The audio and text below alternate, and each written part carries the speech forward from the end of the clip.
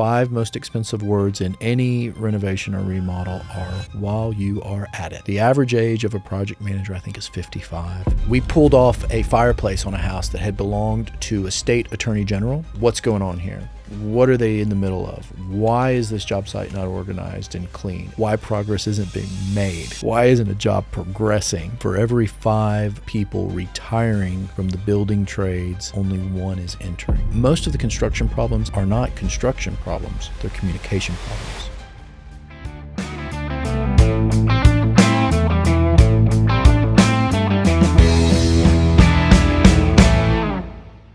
So I'm Tony Hirsch. I'm the founder and owner-operator of Artisan Build Construct. We're a boutique building firm. We cut our teeth doing historic remodels, renovations, and additions. We primarily serve Nashville's urban core, and we have started to take that building knowledge of historic place into adaptive reuse for restaurants, food, beverage, and hospitality. So we do some commercial work as well, mostly tenant improvement work.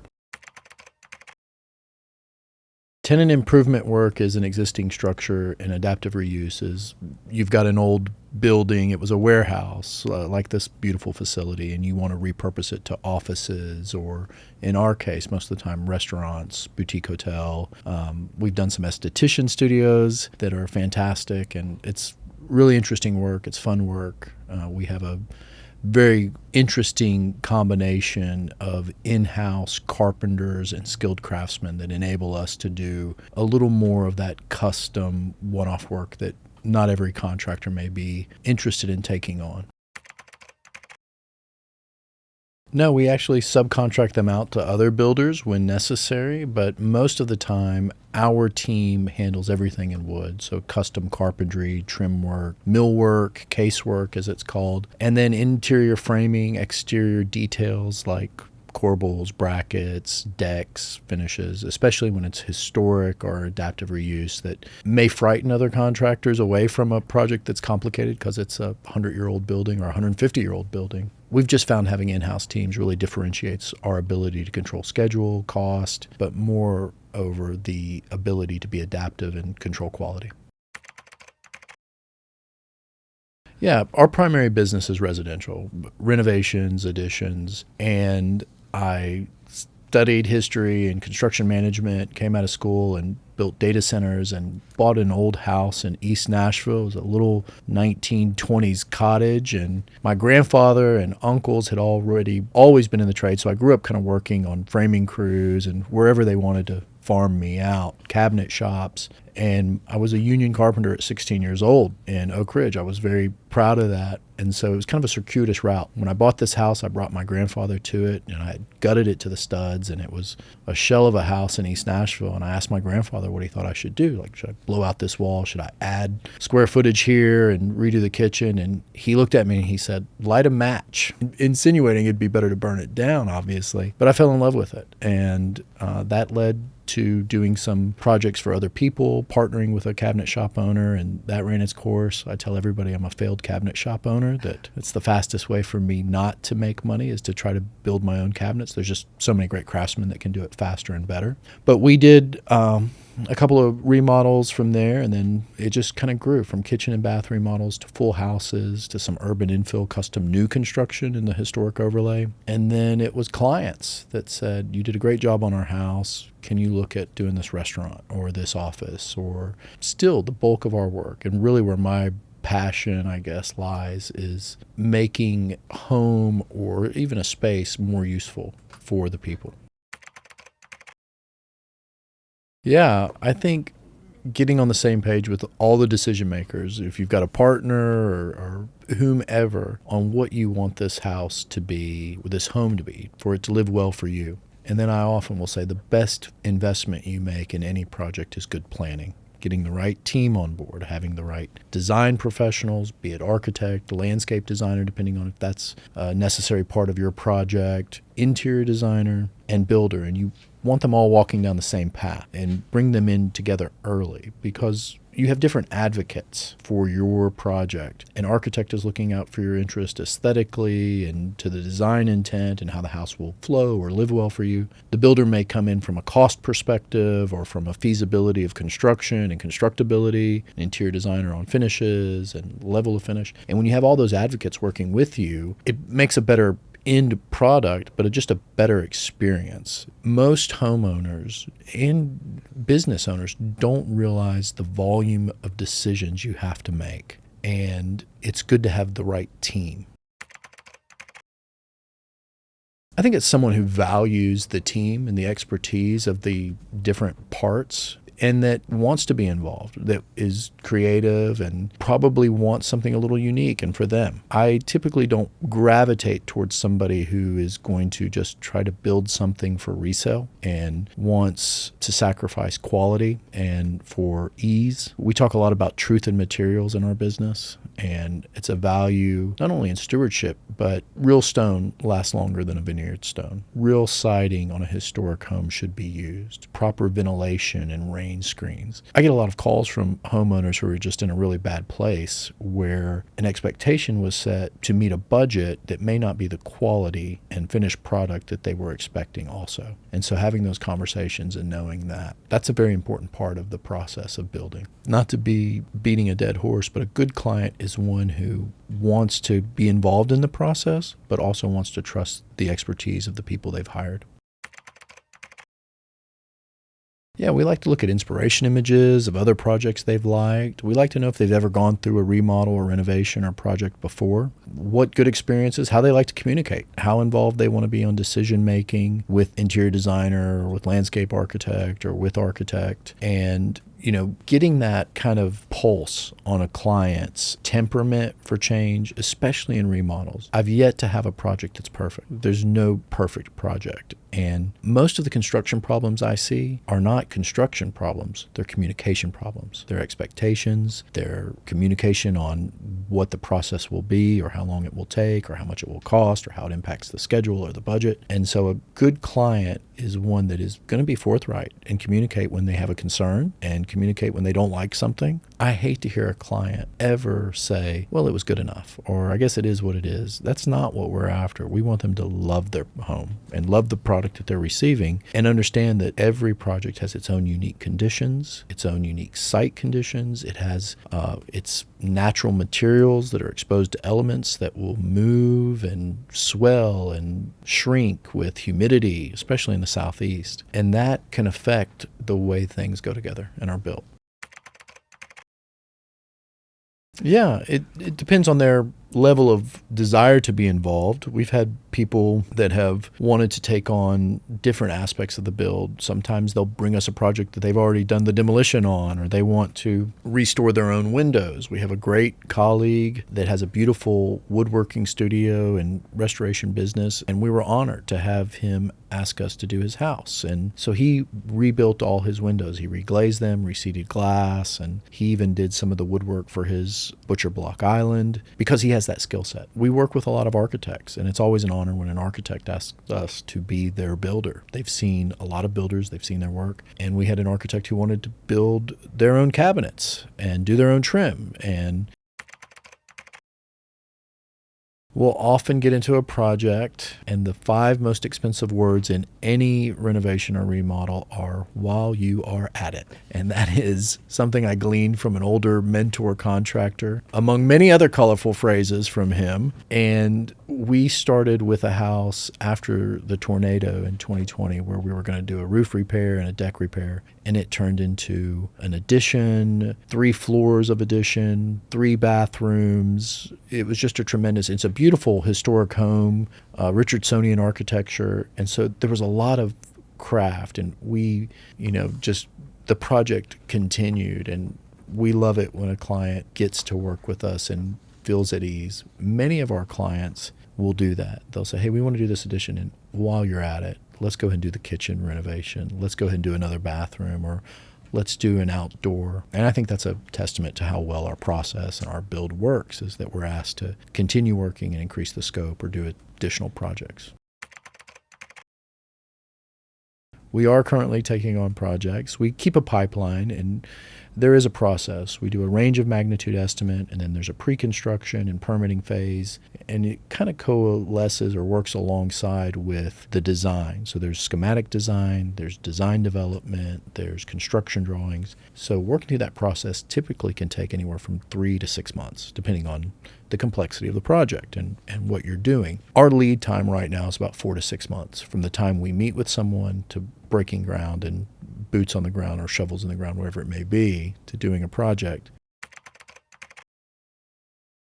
Everybody has their own expertise. Brian on our team comes from a commercial background, does great commercial kitchens and renovations. And Chuck comes from a hybrid of commercial and is an electrician by training. So we lean on each other for our expertise. Zev, just a master woodworker, craftsman, has pieces in the State Museum. Nathan just does a fantastic job with custom home building and organizing and scheduling and bringing in the right partner at the right time. So that combined knowledge really helps us. If someone on our team runs into an issue, chances are some other project manager has seen it, has experienced it, and knows the workaround and knows how to navigate that problem.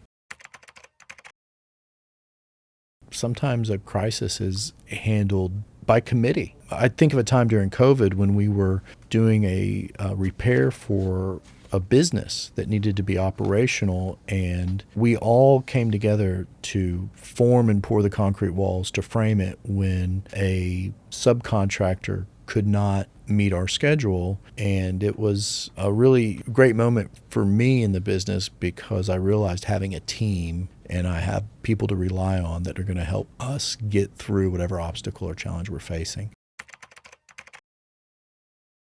Yeah, we work a lot in Nashville and Franklin. We do some work in Williamson County and Rutherford County.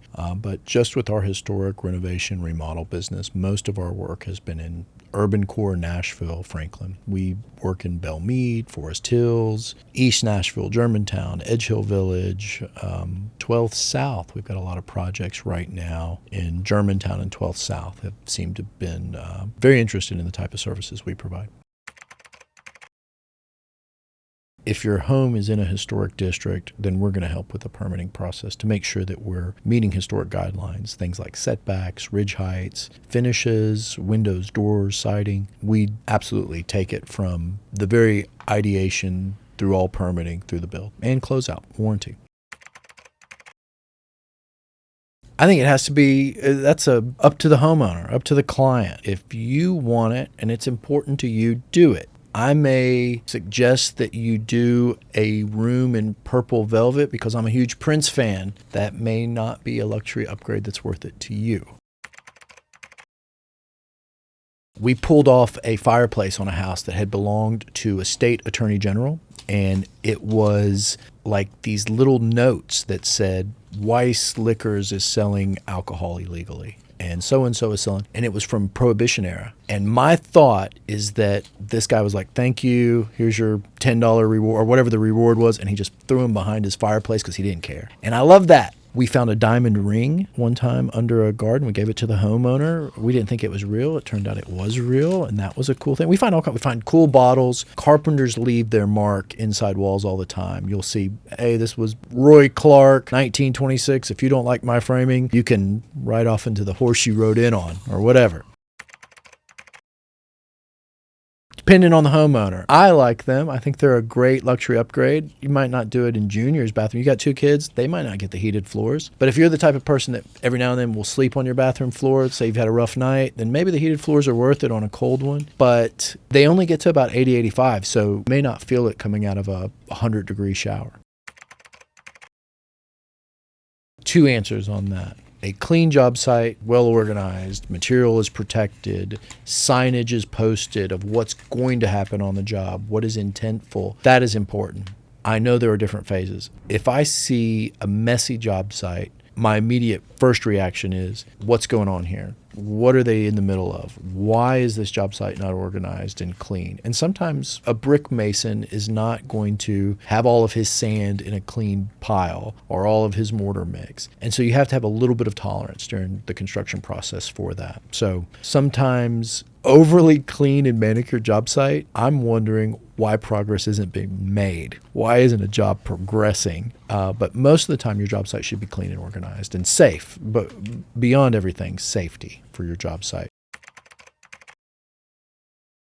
We take projects on of all sizes and scopes, and it's really about projects that are interesting in proximity to other projects we're doing. We see projects that are, a couple of $100 to projects that are in the couple $1,000,000. And so we have a select projects team that works on those smaller select projects. Sometimes it can be as simple as fixing a broken window or changing out a historic door or building a deck, porch, doing soffit or roof repairs, and having an in-house carpentry team really enables that. But we have many projects that will scale up from there into much larger scopes of work. Every project, we want to meet the client where they are. There are times when it makes a lot of sense to have a fixed fee. There are times when the scope is undetermined. We don't know what we're going to get into, and we get into cost plus. Our model is a hybrid. It is cost plus with a contractor fixed fee. And I think that's very important for clients to know, because I think you're setting up for friction with a client when you say, that's a change order, that's going to cost you more, and you profit from it. It's really important in a remodel where you have unforeseen conditions. Sometimes you can't know what is behind a wall or under a foundation or electrical or plumbing until you open it up. And yes, there's a cost to fix it. Yes, there's time to manage it and it adds to the schedule. But we think a good partnership, we're going to bring that cost to you. We're going to say the electrician found knob and tube wiring during demo and it needs to be updated because this house is from the 1860s and we need to bring it to code. It's a life safety issue. We have to bring it to code. We could not have known that because we had no idea what was behind this wall. It was Romex everywhere else through the house. We saw the upgraded panel, but they tied that Romex into knob and tube. And if that's something you find in a historic home, then we're going to say it's going to cost this much to fix it, and we're not marking up on it. We want to be a good partner. I think change orders are a part of the business. There are going to be unforeseen conditions. There are going to be opportunities in a home. When you're working with a good contractor and you're walking through a framed house and you say, hey, can I do a built-in bookcase here? Or can I do a secret door that leads to a cubby space for my kids to have a reading nook or playroom or storage? Well, that's an opportunity to better utilize your space. And that may be a change order that's elective that you can use, but there may also be the change orders that are deductive. A deductive change order is we started off with the idea that we were going to do this aspect. We were going to build a pantry. Well, now we're not going to build the pantry and we're going to make this a storm shelter for tornadoes. Well, you might reduce the cost of the cabinetry and millwork, shift that cost over into making it a stronger steel reinforced tornado shelter or something like that, FEMA standard. So deductive change order, adductive change order. Again, it goes back to the original conversation about communication. What is included in scope? How do change orders work? I don't think change orders are always a bad thing. Many times it's deductive. When we give a bid on something, and if we find the opportunity to save money, for example, we have a project right now where they were back and forth on whether or not to use a type of roofing material. And they chose an expensive roofing material that is a slate material. And then we found a slate that is a slate tech, a thin product. And we were to say, hey, this slate weighs so much, it changes our structural cost, it changes our framing cost, and there's just a labor cost. Here's a product that is a thin slate on a manufactured panel that's going to save you 20% on cost and going to save you another 10% on framing. That was a deductive change order, and they were like, go. As my 14-year-old son would say, bet, do it. They were ready to go. And so that was a good opportunity to save a client some money and give them the look and the aesthetic they want and the functionality that will serve the house better. We do a lot of residential remodels, renovations, and additions. We do some historic preservation work. We're pretty proud of that. We do commercial tenant improvement work.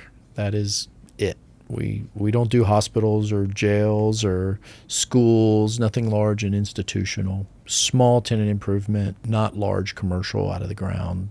We're not doing any skyscrapers or anything like that. We're a boutique shop. Yeah, go work for an architect and then go work for a builder. And I think you will experience both sides of people who have built things draw things differently. People who have only drawn sometimes need to see how waterproofing works, how assemblies go together. I think that there's a great overlay and knowledge you can gain from working both sides of the fence. And I think it would make you a weapon in the arsenal of your own skill set and the type of projects you want to do. And there's some really great firms that I'd be happy to recommend and put you in touch with.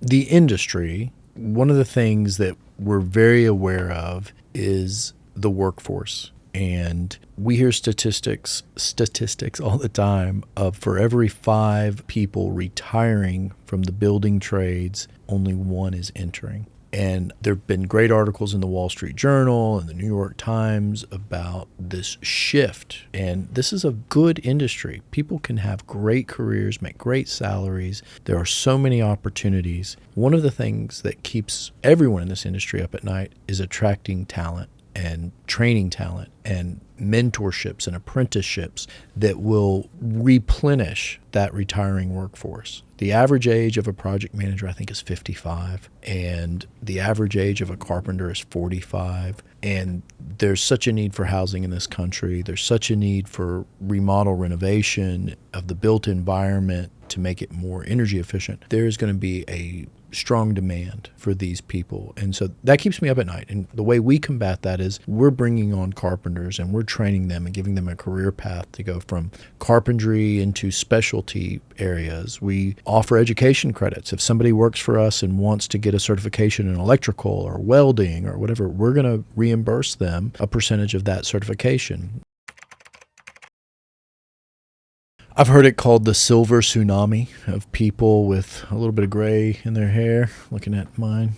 And it's not an easy business. A lot of good craftspeople don't make the transition easily into business ownership and business operations and business management. And you may be the greatest plumber, electrician, HVAC person in the world. There are different skills involved in training, hiring, payroll, tax compliance. And I think a big thing that scares people away is sometimes the red tape, the licensing, the insurance, the cost of business ownership. Sometimes it's not as profitable. And so that has kept people out. It's a lot easier for someone to go work for a larger commercial construction company than to run their own specialty trade company or specialty construction company. Right now, I think it's starting to shift, but it's probably more profitable to go work for a larger company and get to clock out at 5 o'clock and call it a day, or 4 o'clock, or whatever time people end. My business is kind of my third child. And that's a big responsibility that as a business owner, not everyone wants to take on. So I think that's why you see such attrition and people not entering the trade. What do I want you to know? I guess I want you to look at our website and give us a call. Think about what you want your project to be like, what you hope the experience will be like. Our website's great. It's artisanbuildconstruct.com. I hope you guys post it somewhere in this. You can email us or you can call, and we try to meet with you and understand what's important to you in the project. We've got a good social media presence too. It could be better. I'm not the best at social media. We haven't hired anybody to do that yet. We're still kind of dabbling in that, but the website and social media are good places to kind of get an idea on our Facebook and Instagram. This was fun. Thank you for having me. I really appreciate it. Thank you for so much time.